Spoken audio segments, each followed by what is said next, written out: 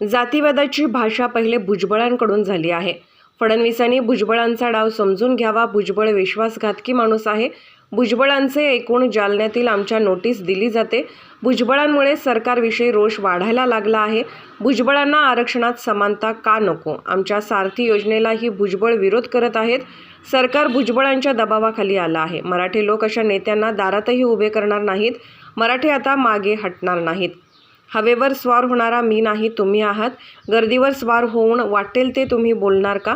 कुणबी प्रमाणपत्र हे मराठ्यांच्या गर्दीचा विजय. मी आता बोललोच ना, मी काय कोणत्या राजकीय पक्षाचा नाही. मी आता तेच सांगितलं की त्यांनी सूड भावनेनं मराठीशी वागू नये, सूड भावनेनं वागू नये. त्यांचं काय मराठ्याच्या पोरांनी वाईट केलेलं नाही म्हणून एवढे सूड भावनेनं बोलायला. आणि ती गर्दी वेदनेची की मी भाषणात बोलतो 3 महिन्यापासून, त्या गर्दीचा उपयोग समाजालाच करून देणार. गर्दीचा उपयोग तुम्ही तुमच्या स्वतःसाठी इथून माग करून घेतलेला आहे. आम्ही आमच्या समाजासाठी करून द्यायला लागलो म्हणून आज 39 लाख मराठ्यांना आरक्षणाचे पत्र मिळाले. ही मराठ्यांच्या गर्दीचा विजय.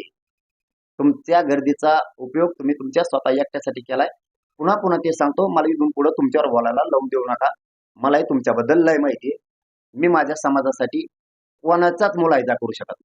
भुजबळांनी हा दावा केल्याच्या नंतर याचा आता कोणी निषेध करणार नाही का, असं भुजबळांनी प्रश्न विचारला. कोणी काही करणारच नाही, निषेध काय करते. मग हेच सरकारला सांगतो ना मी, तुम्ही ते काही बोलत राहणार, तुम्ही त्याच्या बाजूने उठून मराठ्यावर अन्याय करणार. हे मराठ्याला दिसायला लागले टीव्हीवरती, घराघरातल्या मराठ्यांना वाटायला लागले त्याची एकट्याचीच बाजू सरकार घ्यायला लागले आणि मराठ्यावर अन्याय करायला लागले. हे सरळ सरळ दिसायला लागले. मी हे जबाबदारीनं शब्द वापरतो. सरकार त्याच्या दबावात यायला लागले एकट्याच्या, त्याला त्याच्या की शिंदील करून घ्यायच्यात. खोटे नाटे आरोप करून ते सरकारची फसवणूक करून मराठ्यावर अन्याय करायला लागलाय. सरकारनं मराठ्यावर अन्याय होऊ देऊ नये. गाव खेड्यात सरकारविषयी रोष पसरायला लागलाय त्याच्यामुळं, कारण लोक टीव्हीवर बघतायत सरकार त्याची बाजू घेऊन बोलायला लागले आणि मराठ्यावर अन्याय करायला लागले. मराठे याला अन्याय झालाय आमच्यावरती, आंदोलनातून सरकारला उत्तर देणार म्हणजे देणार. तुम्ही जर त्याला पुढं असंच बळ दिलं तर काय करा. ओबीसीला ओपन कॅटेगरीचा दर्जा द्या, हीच मागणी आम्ही करणार आहे. ओबीसीला हा, नाही ते त्यांचं ठरीच आहे ना. आम्हाला ओबीसी तेच, तुमचं काय काय ठरायचं ओपन द्या, नाही तर तिकडे ग्राउंडवर या, नाही तर पुढं राहा. आम्ही म्हणत नाही तुम्हाला ओबीसीच्या बाहेर जाणार. आम्ही ओबीसीत जाणार आहेत, कारण ते आमचा हक्काचं आहे आणि आम्ही घेणारच. माझा याच बरोबर लक्षात आलं म्हणून सांगतो, कुणबी प्रमाणपत्र सरसकट महाराष्ट्रातल्या मराठ्याला पाहिजेत, याच्यावर आम्ही ठाम आहेत. पहिल्यापासून मी सांगतोय, ज्याला घ्यायचं त्याने घ्यायचं, ज्याला नाही घ्यायचं त्याने घ्यायचं नाही. पण गोरगरिबांच्या पोराच्या अन्नात माती घालायचं काम करायचं नाही. इथं जोर जबरदस्ती नाही की तो घ्यावं. मग धन्यवाद. नाही, पण असं तुम्ही सरकारला म्हणताय, सरकार भुजबळांचं ऐकत आहे असं तुमचं म्हणणं आहे का? थेट कोणाचं ऐकत आहे? त्याचाच ऐकत आहे ना, त्याला काही सुचाना. आणि तो काय करायला लागलाय, या गोरगरिबांच्या आरक्षणाच त्याला देणं घेणं. पुन्हा त्याच विषयावर आणलं तुम्ही मला. धनगर बांधवांच्या गोरगरिबांच्या आरक्षणाचा विषय तो हाताळत नाही. धनगर बांधवांची संख्या दाखवायची सभेत, ओबीसी बांधवांची गोरगरिबांची संख्या दाखवायची सभेत, आणि इकडं सरकारकडून आरक्षण सोडून न घेता किशी सोडून घ्यायला लागला त्याच्या. गोरगरीब धनगर बांधव, वंजारी बांधव, ओबीसी बांधवांना, 18 पगड जातीच्या आलोते बलुतेदार बांधवांना माझी विनंती आहे, ह्यो तुम्हाला मराठ्यांच्या विरोधात भडकवतोय, सभेला गर्दी करून घेतो, तुमच्या आरक्षणाचा प्रश्न सोडत नाही, तुमच्या ओबीसी महामंडळाचा प्रश्न सोडत नाही. तो इकडे येऊन सरकारला असं बोलतोय, तुम्ही माहिती घेऊन बघा बांधवांना, ओबीसी बांधवांना. ती इकडून असं बोलतोय, माझ्या सभेला मग इतके लोक होते ना, मग घ्या आपल्या केशी माग. काल एक केस त्याची माग घेतली तुमच्या दबावामुळं. तुमच्या लेकराच्या आरक्षणाचं काय? तुमचे गोरगरिबांचे लेकर रात्रंदिवस कष्ट करतात. आमचं कोणी यावं म्हणून बोलत नाही मी. आम्ही एकटेच 50-55% आमचं आरक्षण आम्ही घेतो. तुम्हाला हुशार करतोय. माझ्या शब्दाचा तुम्हाला काही दिवसांनी 100% पश्चाताप येईल की जरांगे पाटील ओबीसी बांधवांना, धनगर बांधवांना, वंजारी बांधवांना समजून सांगत होते, तुमच्या आरक्षणाला आमचा धक्का लागत नाही, याचं ऐकू नका. यात तुमचा गर्दी म्हणून सभेला वापर करून हिव्याच्या केशीतून सुटायला बघतोय. ह्यो एवढा मतलबी माणूस आहे. ओबीसी बांधवांनो आणि धनगर बांधवांनो, आपण एका गावात राहतो, आपण एकमेकाच्या ताटात खातोय, आपण एकमेकाला चहा पाचतोय. याच्यामुळं आपल्यात नाराजी नको व्हायला. ह्यो याच्या किशी सोडून घ्यायला लागला एवढा मतलबी. याच्यानंतर तुम्हाला कोणाला विचारणार नाही ह्यो माणूस. याचा इतिहास शोधून बघा तुम्ही. याने जसं जसं राजकीय करिअर आतापर्यंत केलंय, इतिहासात याने समोरच्याला बदनाम करून लोळविलेलंच आहे. याने संपविलेलं आहे. आता याच्यावर अशी वेळ आली, याने मागच्या सगळ्या पक्षांना संपविल्यामुळं यालाच आता संपायची वेळ आली. त्याच्यामुळं तुम्ही याचं ऐकून याच्या सभेला गर्दी करून तुम्ही तुमचे लेकर संपून घेऊ नका. ह्यो याच्या केशीतून बाहेर निघायला लागला. इतका स्वार्थी माणूस आहे. समाजाची कॅटेगरी पद्धतीने वर्गवारी केली पाहिजे, जेणेकरून ओबीसी मध्ये तळागाळातील समाज घटकांना उभारी मिळेल. त्यांची तीच मागणी आहे गोरगरिबांची. ह्यो खाऊन देत नाही म्हणते, एकटाच खातो सगळं आरक्षण. छोट्या छोट्या जातींना खाऊ देत नाहीत. ते बांधव मला 47 जातीचे नेते भेटायला आले होते ओबीसी मधले. ह्यो आम्हाला खाऊ देत नाही, तुम्ही ती मागणी लावून धरा. आम्ही धरली. त्यांनाही वेगळं द्या. जसं धनगर बांधवांना वंजारी बांधवांना वेंटी विजेंटी म्हणून वेगळं दिलं, तसं त्यांनाही गोरगरिबाला द्या. हे खाऊन नाही देत कुणाला, हे खाऊन नाही देत. योग्य मागणी त्या बांधवाची आणि आमचा त्या मागणीला पाठिंबा आहे. त्यांना वेगळं आरक्षण द्यावं. पण आम्ही ओबीसी आरक्षणात 100% आरक्षण घेणार. पण आमच्यामुळं धनगर बांधवाच्या आरक्षणाला, वंजारी बांधवाच्या आरक्षणाला धक्का लागत नाही. हे सामान्य धनगर बांधवांनी, ओबीसी बांधवांनी समजून घ्यावं, ही माझी त्यांना विनंती आहे. तुमच्या आरक्षणाला आमचा धक्का लागत नाही. याच्यामुळं तुमच्यात आमच्यात नाराजी नको, ही पुन्हा पुन्हा माझी तुम्हाला विनंती. हटलं जाळी तू येऊ याचे पाहुणे आणि डाग लावितो मराठ्यांच्या आंदोलनाला. सगळे आमदार म्हणतायत. काल प्रकाशदादा सोळुंके म्हणले मराठ्यांचे आंदोलक नाहीत, निष्पाप गुतवलेत.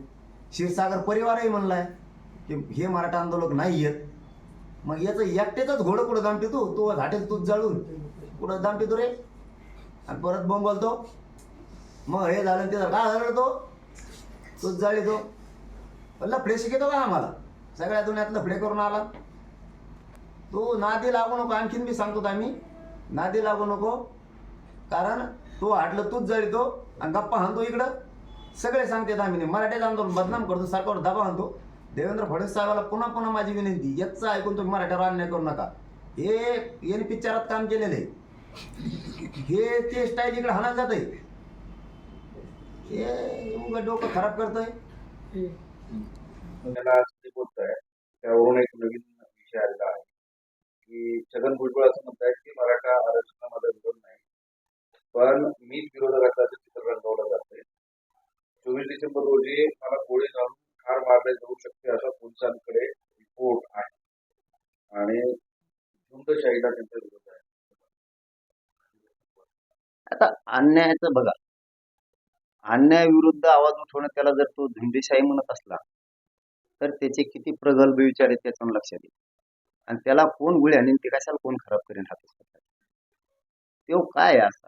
आणि त्याला चित्र रंगवलं म्हणतो मी जातीयवादी आहे. मग कोण आहे तू? कोण आहे? जातीयवादी नाही तर कोण? तू धनगर बांधवांच्या आरक्षणाच्या बाबत गोरगरीब लोक आहेत त्यांच्याबद्दल भूमिका स्पष्ट कर म्हणतो, करत नाही. तिथं तुझा जातीवाद. ओबीसी महामंडळ सगळं खाल्लं, तुझ्याच लोकांना तू खाऊ दिलं नाही. तिथं तूच अन्याय जातीवाद केला. मराठ्यांना आरक्षण मिळालंच नाही पाहिजे या घटनेच्या पदावर बसून तू बोलतो. तिथं जातीवाद तूच करतो. सगळ्या गोष्टी हाताळायच्या तोच. कुऱ्हाडीची कोयत्याची भाषा तोच करायची. पाय तोडायची भाषा तोच करायची. करायला बी लावायची. आंदोलन गावागावात उभा करायला लावायची. तोच करायला लावायची. परत म्हणायचं मी दिवशी नाहीये. आणि तुला कोण गोळी मारेन कशाला? इतक्या खालच्या दर्जाला जाणारे विचार मराठ्यांचे नाहीत. आणि तुला मारण्यापासून मराठ्याचं काही गुतलं नाही. आरक्षण घेतोच आम्ही 100%. तुला काहीच करायची गरज नाही. आणि कोणचा पोलीस असा रिपोर्ट देतो की त्याच्या जीवाला धोका आहे आणि त्याला गोळी मारणार आहे? पोलिसाला आम्ही त्याच्यासारखे कणत नाही. हो, त्याच्यासारखे आम्ही असे कणत नाहीत बळत. त्याला कणून हागायची सवय लागलेली, घेणं देणं. त्याला काय गरज आहे असलं काही सांगायची? याडपटावणी बोलत कोणकडे. त्याला काय हे काय मला गोळ्या घालणार आहे तर काय करणार आहे? तू त्या गोळ्यातून आलेला आहे. तुला काय कोण गोळ्या? आणि ते भाषा काय शिकतो तू जवानीच्या आम्हाला? आता तू मार्गदर्शन करण्याचं वय येतो. उगाच काही सांगत. आम्ही सांगितलं का नाशिक मध्ये आम्हाला काय प्रॉब्लेम आले? आम्ही सांगितले का? आम्हीच हाताळले. हे नाही का पोलिसाला प्रस्ताव देता आला? जळगावला काय झालं, आम्ही हाताळलं. काय प्रशासनाला नाही का देता आला, पोलीस प्रशासनाला काही नाही देता आला. वाशिमला काय झालं, पोलीस प्रशासनाला आमच्याबद्दल आमच्या बी जीवाला धोका आहे हे नाही देता आलं का. आम्ही तो यासारखं बोंबलत नाही, जीवाला धोका आहे, भेट नाही आहे मारायला.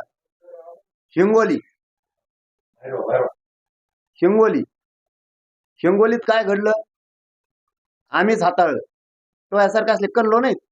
आम्ही म्हणलो तर आमच्या जीवाला धोका आहे, इथं अशी गोष्ट होती. ती संशयास्पद आहे का कशी होती तपासली का, आमच्याबद्दल पोलिसांनी दिला का मग रिपोर्ट. आम्ही म्हणतो का, आम्हाला गरज नाही. ते खरं आहे का खोटं आहे तुम्हीच तपासा. खोटं असलं तर सोडून द्या, खरं असलं तर द्या रिपोर्ट. दिला का रिपोर्ट आमच्या जीवाला धोका आहे म्हणून पोलिसांनी, मग का नाही दिला. काही जिल्ह्यात 24ला सांगणार आहे. तुमच्या प्रश्नाचं उत्तर मी आज नाही सांगणार. काय धोका आहे, काय त्या वेळेस घडलं ना आम्ही बघितलंय, ते आम्ही 24ला सांगू. तर आम्हाला काही अडचण नाही, काही होत बी नाही, आणि आम्ही कशाला भेद गेले.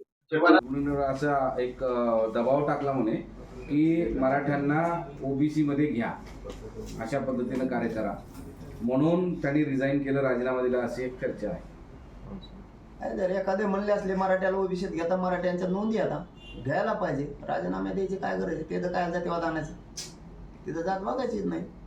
तिथं आपण ज्या संविधानाची शपथ घेऊन तिथं बसलोय, ज्या संविधानाचे रूल आपण तिथं घेऊन बसलोय, तिथं जातीचा संबंध नाही. न्यायपालिका म्हणूनच त्यांनी समाजाला मागणी झाली तर न्यायच दिला पाहिजे, तिथं जात आडवी आता कामा नाही. असा अध्यक्ष संविधानाच्या पदावर बसलेला असला पाहिजे, तसा मंत्री सुद्धा असला पाहिजे.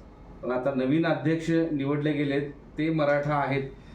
मी जात म्हणलो ना तुम्हाला, काल सुद्धा म्हणलो, आज सुद्धा म्हणतो, संविधानाच्या नियमात बसलेला माणूस, संविधानानं गठीत केलेला आयोग, त्याला जात नसते.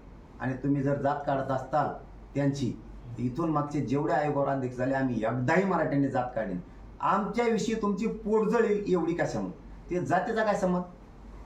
तो माणूस त्या लेवलचा आहे म्हणून तिथं बसवला जातो, कोणीही असो, इथून मागची असो, इथून पुढची असो.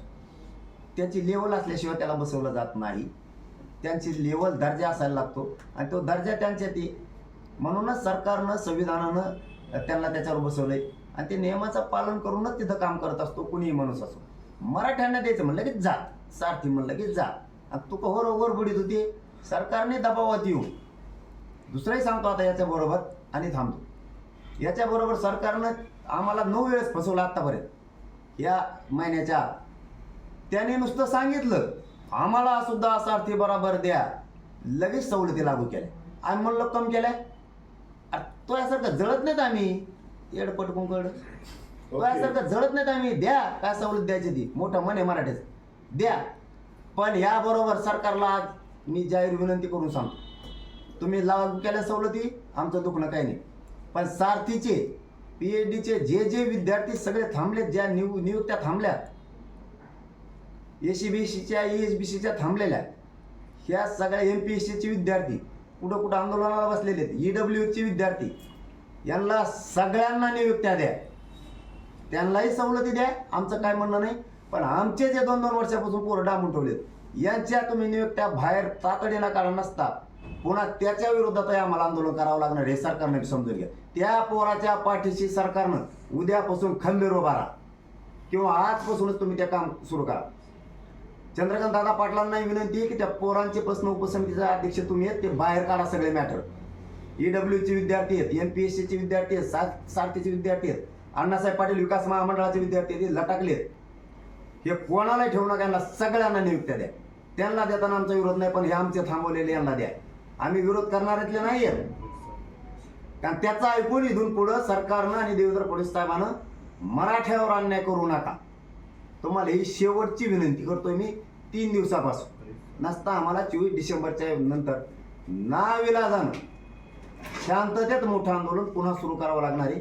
परत म्हणू नका हे काय झालं. तुम्ही मुलांच्या एका मंत्र्याने बोलवून आमची जात ओबीसी मध्ये घेण्यात यावी असा दबाव टाकण्यात आला होता, आणि तो समाज पुढारलेला आहे. आता या सगळ्या दबावामुळे निरगुडे यांनी आपला राजीनामा दिला, असं देखील त्यांनी मुद्दा मांडला. मागासवर्ग आयोगाचे माजी अध्यक्ष निरगुडे जे आहेत ना, त्यांनी विदर्भातील एका मंत्र्याने बोलावून निरगुडेंना आमची जात ओबीसी मध्ये घेण्यात यावी असा दबाव टाकला होता आणि यातूनच त्यांनी हा राजीनामा दिला. नाही ठीक आहे, मला मी नाही बघितलं अधिकृत, पण असू शकतं काय मला ते माहित नाही. त्यामुळं कसं बोलणार, फक्त माझं एक मत मात्र स्पष्ट आहे, आयोगाचे अध्यक्ष आतापर्यंत जेवढे झाले त्यांच्या जात बघू नये, कारण ते संविधानानं गठीत केलेला आयोग आहे, त्याच्या जात बघू नये आणि ते जात म्हणून कुठलाच अध्यक्ष काम करत नसतो. आणखीन तरी मंत्र्यांनी एकट्याने जातीवर बोलणं बंद करावं, कारण त्याचं म्हणणं आहे, मगाशीचा तुमचा प्रश्न होता की त्याच्यावरती हल्ला होणारे कोणी निषेध करणार आहे का. माझा प्रतिसवाल आहे सगळ्या आमदार मंत्र्यांना की त्यांनी महापुरुषाच्या जाती काढल्या भारतात आतापर्यंत कोणी काढल्या का, त्याचा निषेध कोण करणार आहे, कोण करणार आहे त्याचा निषेध. आणि याचं जर एवढं मोठं म्हणेन, हे जर जातीवादी नसतं याने आता माफी मागितली असती की माझ्याकडून चुकीनं त्या महापुरुषांच्या जाती निघाली. अरे का माणूस आहे काय, याचं ऐकू नका. तुम्हाला सांगतो मी, सगळा मराठा समाज विनाकारण तुमच्या विरोधात रोष व्यक्त व्हायला लागले, याचं ऐकू नका. हे मोगम पंचदा अवदर्शित हे कुंकड रान हाणताय, कुंकड शेंगा झोडीत आहे. वडटीवर पुढे काय करायचं या संदर्भात आहे काय? हो, कारण 2-4 घटना अशा झाल्यात पाठीमागं, त्यामुळं आम्ही 24च्या नंतर ही बैठक घेणार होतो. ना विलाज आहे आमचा, आम्हाला 17ला घ्यावं लागते, कारण 2-4 घटना आमच्यावरती विश्वास उडाण्यासारख्या सरकारकडून झालेल्या आहेत. त्यामुळं आम्ही का सावध होऊ नये, सरकारवर आम्ही 100% 24 डिसेंबरपर्यंत दादा विश्वास ठेवला. काय घटना? 4-5 आता आमचे अंतर्वालीतले लोक गुन्ह्यातले अटक करू नाही म्हणले होते, अटक केली, तिथं आमची फसवणूक झाली. गुन्हे मागं घेऊ म्हणले, ते घेतले नाही, तिथं आमच्याशी दागा फटकाच झाला. तुम्ही त्याचं ऐकून आमच्या आरक्षणाचे स्टेटमेंट बदलायला लागला, म्हणजे तुम्हाला मराठा समाजाला किंमतच द्यायची नाही असा त्यातून अर्थ निघाला लागला. तुम्ही मराठा समाजाला अन्यायच करायचं ठरवलंय, ते आम्ही नाही ना सहन करणार. इथं गप्पा मारत नाही किंवा प्रेस पुढं बोलतोय म्हणून बोलत नाही. इथं पूर्वीचा मराठा नाही राहिला आता. स्वतःच्या लेकरासाठी मराठा समाज आता शांततेत पण कोणत्याही टोकाचं आंदोलन करू शकतो या भूमिकेत आहे. आणि जेवढे पक्ष आहेत तेवढ्या पक्षातल्या नेत्याला न जुमानता स्वतःच्या लेकरासाठी मराठा आता रस्त्यावर येऊ शकतोय. आणि आमच्या डोळ्यात देखता अशा फसवणूक झाल्या. महाराष्ट्रातल्या सगळे गुन्हे मागे घेऊन म्हणले होते, तेही आणखीन घेतलेले नाही. ही झाली 4थी फसवणूक. 5वी आम्हाला लेखी देऊ म्हणले होते, आणखीनही दिलं नाही. ही झाली 6वी फसवणूक. तुम्ही त्याचं ऐकून कुऱ्हाडीची भाषा त्यो करतो, आमचे लोक अटक करा त्यो म्हणतो आणि सरकार ऐकतो आणि त्याप्रमाणे आमच्यावर कारवाई करतो. ही झाली 7वी फसवणूक. त्यांच्याच पाहुण्यांनी त्यांचेच हॉटेल जाळलेलं असताना आंदोलन ह्या मराठ्यांचं बदनाम केलं. आमचे नांदेड जिल्ह्यापासून लातूर, नायगावचे, बीड, माजलगावचे लोक विनाकारण गुंतवले, ज्यांना सगळ्याच महाराष्ट्रातले एकाच नाव घेण्यापेक्षा विनाकारण गुंतवले. आमची फसवणूक व्हायला लागली, आम्ही कवर थांबणार. ते जे बोलले त्याच, कारण ते मराठ्यांच्या बाजूने बोलले. जे बोलत नाहीत त्यांना मराठा बघतोय. मराठे त्यांना पुढच्या काळात दारात सुद्धा उभा करणार नाही, ही मी तुमच्या काळ्या दगडावरती रेखे तुम्हाला छाती ठोकून सांगतो. कारण पूर्वीचा मराठा आता राहिला नाही. यांना मराठ्यांनी मोठं केलंय आणि हे आज मराठ्याच्या लेकराच्या विरोधात बोलतायत. हे मराठ्यांच्या डोक्यात आता फिट झालंय आणि तुम्ही काही ताकद वापरा, पैशाची, कशाची, दादागिरीची, गुतवायची, मराठी आता माग हटत नाहीत, किशीला भेट नाही. गर्दीवर स्वार होऊन तुम्ही हवं ते बोलणार का, असा प्रश्न तो दरेकरांनी उपस्थित केला. मराठ्यांची वेदना आहे, हवेवर स्वार होणारा मी नाही, तुम्ही आहे. कारण तुम्ही ज्या हवेवर मोठे झाले होते त्या हवेतून बाजूला जाऊन बँकेतून आपण काय काय खाल्लं हे धुवून काढण्यासाठी तुम्ही कुठे गेलात आम्हाला माहिती आहे. आम्हाला जास्तीचं बोलायला लावू नका, कारण तुम्ही मराठा समाजाचे. हवेचा वापर कोण करतो हे तुमच्याकडून शिकावं. ती भाषा आम्हाला शिकू नये तुम्ही. हवेचा रुख काय असतो आणि त्या हवेचा फायदा कसा उचलायचा हे तुम्हाला माहिती आहे आणि तुम्ही तो उचललेला आहे. ते आम्हाला शिकू नका. मी ना नेता आहे ना पिता आहे. मी मराठ्यांचा सेवक आहे, मराठा सेवक म्हणून काम करतो, मराठ्यांचं लेकरू म्हणून काम करतो आणि मराठ्यांच्या त्या सभा नाहीत. मी तोंडाने सांगतो, तुम्हाला सांगायची गरज नाही. त्या वेदना आहेत वेदना, आणि त्या आम्ही मांडतोय. फक्त तुम्हाला खपा नाही. तुम्हाला खपा नाही. फक्त एक गोरगरिबाचं लेकरू गोरगरिबासाठी लढतंय, ही तुमची सगळ्यात मोठी पोटदुखी आहे. फक्त तुम्हाला श्रीमंती आहे आणि आम्हाला नाहीये, म्हणून तुम्ही म्हणताय मराठ्याला आरक्षण देऊ नका. कारण तुमच्या 15 पिढ्या नुसत्या नोटाच खात्यात, इतकी तुमच्याजवळ प्रॉपर्टी आहे. आमचे लेकराचे 1% हुकले तर आमचे लय वांदे आहेत. त्यामुळं ही गर्दीवर स्वार होऊन भाषा नाहीये. त्या गर्दीची वेदना हा पठ्ठ्या बोलतोय आणि बोलत राहणार आहे. गर्दीचा फायदा तुम्हाला घ्यायचा माहितीये, आम्हाला नाही. आणि कसा फायदा घेतला तुम्ही मला इथून पुढे बोलायला लावू नका, तेही मला माहिती. मग तुमच्या सोबत सुद्धा अशा पद्धतीचे प्रकार झाल्याचं तुम्ही व्यक्त केलंय मग. पण तुमची सिक्युरिटी सरकार वाढवत नाही का? तुम्ही सरकारला तुमची सिक्युरिटी वाढवण्यास सांगा. आम्हाला नको बी. आमच्यावरची त्याला द्या, आमच्यावरची त्याला द्या. त्याच्या माग पुढं 10,000 हजार ठेवा, काही देणं घेणं नाही आम्हाला. फक्त आमचं एकच पण आहे, तो जो शब्द वापरतोय ना, ह्यो बी मी जबाबदारीनं बोलतोय. सारथीप्रमाणे अण्णासाहेब पाटील विकास महामंडळाप्रमाणे ओबीसींना सुद्धा सवलती द्या, समानता आणा, हे त्याचं म्हणणं आहे. आम्हाला एकच सारथी, त्याला सुद्धा तो विरोध करतोय. इतक्या खालच्या दर्जाचा माणूस, त्याच्यासाठी राजगादी किती खेटली सारथीसाठी हे त्याला माहित नाही. ती आज लेकरांच्या कामाला आली, तिला सुद्धा तो विरोध करतोय. समानता नेमकी त्याला आरक्षणात का नको, ही जबाबदारीनं म्हणतोय. तू जातीवादी नाहीये ना? आमच्या शासकीय नोंदी सापडल्या आरक्षणातल्या, त्याच्यात तुझी एकही नोंद नाहीये पूर्वीची, तरी तुला फुकटात आरक्षण दिलंय. आमच्या नोंदी आहेत, तिथं तुला समानता का नको?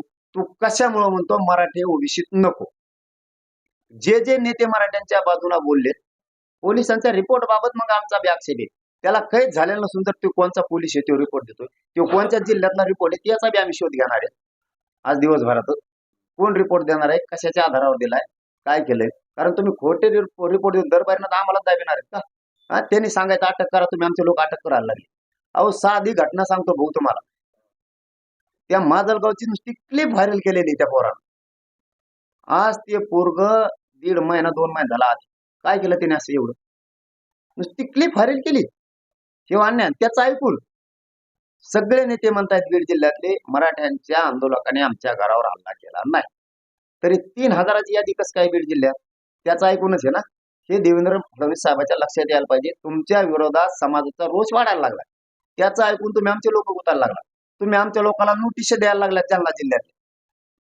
हे काय प्रकार आहेत तुमचे? तुम्ही त्या नांदेड जिल्ह्यातल्या नायगाव तिकडच्या सगळ्या लोकांना नोटीस सोडायला लागला. तुम्ही परभणीच्या लातूरच्या लोकांना नोटीस सोडायला लागला आणि जातीय दंगली त्यो घडून आणतो. हे सर्वसामान्य ओबीसी बांधवात आणि मराठा बांधवात, धनगर बांधवात सामान्यात द्वेष पसरायला लागलाय, आंदोलन उभा करायला लावा लागलाय आणि आमच्यात नाराजी पसरण. धनगर बांधवांना माझी विनंती आहे सामान्य, की सामान्य बांधवांना, धनगर बांधवांनी विनंती की आपण रोज एकमेकाच्या ताटात खातो उठतो, याच्यासाठी आपल्यात नाराजी पसरायला नको. शहाणपणाची भूमिका घे, माझी तुम्हाला घ्या, ही तुम्हाला विनंती माझी. म्हणून हे 12 वाजेपर्यंत 9 ते 12 चालू, तिथून पुढं 1 ते 3 मुख्य बैठक सुरू होणार. राज्यातले सगळे स्वयंसेवक ज्यांनी ज्यांनी या आंदोलनामध्ये भूमिका पार पाडली, आयोजक, साखळी उपोषण करते, आमरण उपोषण करते, हे महत्वाचे सगळे लोक येणार आहेत. राज्यभरातले डॉक्टर, वकील, अभ्यासक, तज्ज्ञ हे सुद्धा त्या बैठकीला येणार आहे. इतिहास तज्ज्ञ येणार आहे, साहित्यिक पण काही येणार आहे. या बैठकीला मराठा समाज हा सुद्धा राज्यातला उपस्थित राहणार आहे. आम्ही सगळेजण एकत्रित येऊन समाजाच्या, मराठ्याच्या शेवटच्या गोरगरिबांच्या लेकराला मराठा आरक्षण मिळूनच द्यायचं, यासाठी 24 डिसेंबर पर्यंत सरकार 100% आरक्षण देईल. नाही दिलं तर 24 डिसेंबरच्या नंतर आंदोलनाची भूमिका काय, ही दिशा फायनल ठरवण्यात समाजाच्या समक्ष येणार आहे. आणि जी भूमिका ठरल त्यावर मराठा समाज शांततेत पण खूप मोठं ते आंदोलन सुरू होणार. सोशल मीडियामध्ये 25 तारखेला मुंबईला जायचं आहे. मी प्रत्येक जिल्ह्यातून म्हणजे 36 जिल्ह्यातून किमान प्रत्येक जिल्ह्यातून 50 ट्रॅक्टर आणि काही कार्यकर्ते आपल्याला जायचे अशा प्रकारचे. या सगळ्या संदर्भात आपण काय सांगा? नाही, आणखीन आपलं निवेदन मराठा समाजाचं राज्यातल्या झालेलं नाही. परंतु 17 तारखेला एकदा डिसिजन झालं की मग मात्र जी आंदोलनाची दिशा असेल ती ताकदीने होणार आहे. मग ते कोणची असो, ती आज सांगणं अशक्य आहे. कारण मी माझा निर्णय कधीच समाजावर लादत नाही. कारण मी समाजापेक्षा मोठा नाही. त्यामुळं मी समाजाला विचारल्याशिवाय काहीच करत नाही. कारण त्याच्यात माझ्या मराठ्यांच्या लेकरा बाळाचं हित आहे. माझे विचार मी बळच हाकीत नसतो. त्यातून समाजाचा लॉस होईल आणि आता समाजाचं नुकसान होऊ द्यायचं नाही म्हणून समाजाला विचारून करायचे. आणि 50 जिल्ह्यातून समजा ठरलं तर जिल्ह्यातून कसे आमच्या 2-3 गावातच तेवढे 50 ट्रॅक्टर आहेत. समजा ते आमचा विषयच नाहीये. 50 कसे जातील? जाणार तर नाही. जिल्ह्यातून आकडा आता तुम्हाला जर 17 नंतर नियोजन ठरल्यावर सांग. शरीर सध्या खूप असं म्हणजे साथच देत नाही. त्यामुळे खूप त्रास झाला. त्यात ताप, अंगदुखी इतकी प्रचंड होती, डोकं दुखत, त्यामुळे खूप त्रास झाला. आता आहे व्यवस्थित आहे. आणखी थोडासा दम लागल्यासारखा होतोय पण व्यवस्थित आहे. आज उद्या क्लिअर. 17 तारखेला तुम्ही एक मीटिंग कॉल केलेली आहे. ही मीटिंग कशासाठी, त्याचं स्वरूप काय असेल, कुणाला निमंत्रण दिलेलं आहे, कुठे होणार आहे, त्याबद्दल 17 डिसेंबरला मराठा समाजाची बैठक बोलवली. पाऊस नसला तर अंतरवलीला आणि पाऊस जर आला तर आजूबाजूला तिथं एखाद्या मंगल कार्यालयात मोठ्या घ्यायचं निवेदन सुरू आहे. उद्याच्याला त्याची अधिकृत स्थळाची ठिकाण कुठं आहे, काय आहे ते वेळ सकाळी तयारी झालेली आहे. फक्त निर्णय व्हायचा आहे का की 25 डिसेंबरला विधान भवन धडकायचं ट्रॅक्टर? नाही.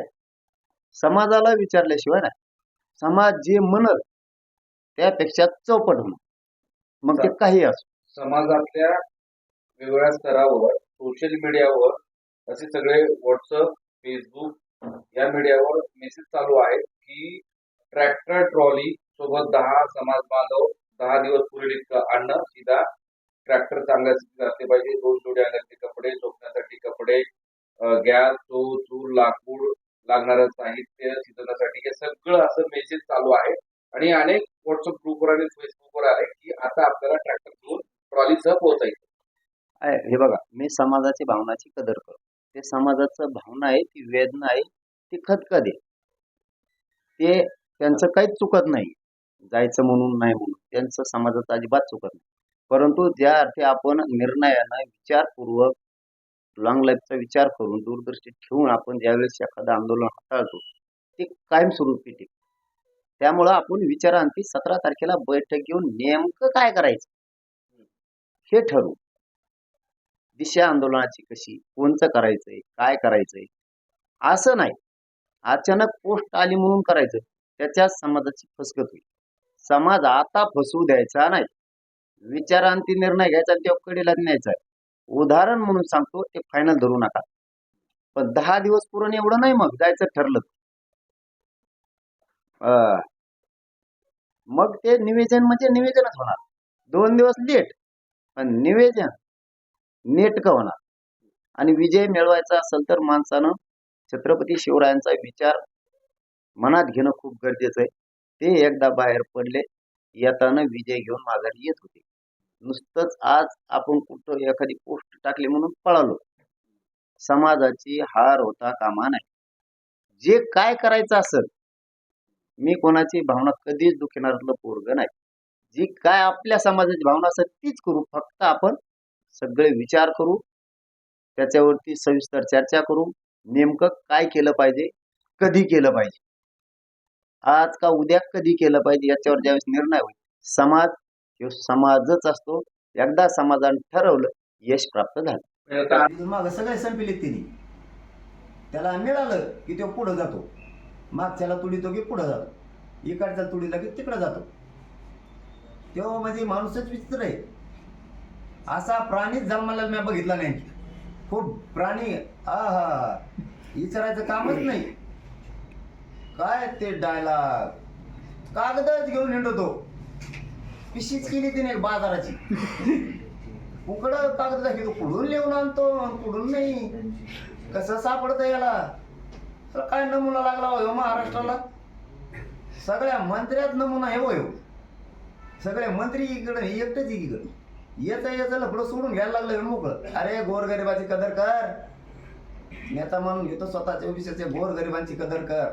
समानता शब्दाचा अर्थ कळून घे. सारथीमध्ये समानता पाहिजे म्हणतो. सारथीला दिलं तेच आम्हाला द्या.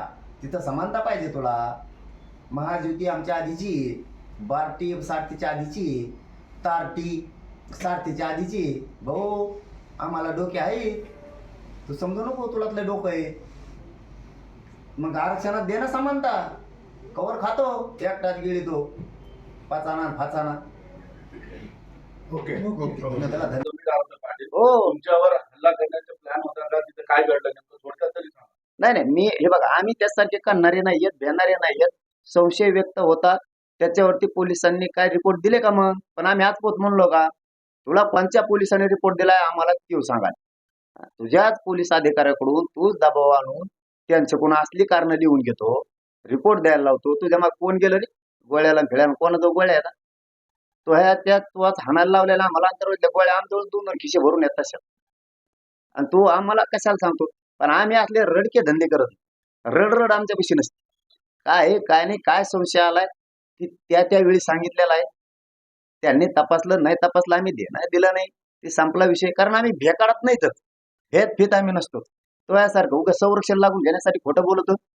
कुठं पोलीस मागं पुढे हिंडत म्हणून ही देतं आम्हाला. काही दावऱ्यात 30-30 किलोमीटरवर सुद्धा मागं पुढं पोलीस नसायचे. 60-60 किलोमीटरवर सुद्धा मागं पुढं नसायचे. हद्द संपली तरी 20-20, 25-25, 30-30, 50-50 किलोमीटर आम्ही तसंच गेलो तरी आमचा फोन नाही. आम्ही कायच म्हणलो कार्यक्रमाच्या ठिकाणी संरक्षण असतं. आम्ही म्हणलो नाही मधल्या टप्प्यात नाहीये. कुठं कुठं काय काय विरोध झाला आम्हाला हे आम्ही सांगितलं का? राडक्यासारखा तुझ्यासारखा हे होत आहे आम्हाला, ती आम्हाला नाही सांगितलं. आम्ही सांगत नाहीत, आम्हाला गरज नाही.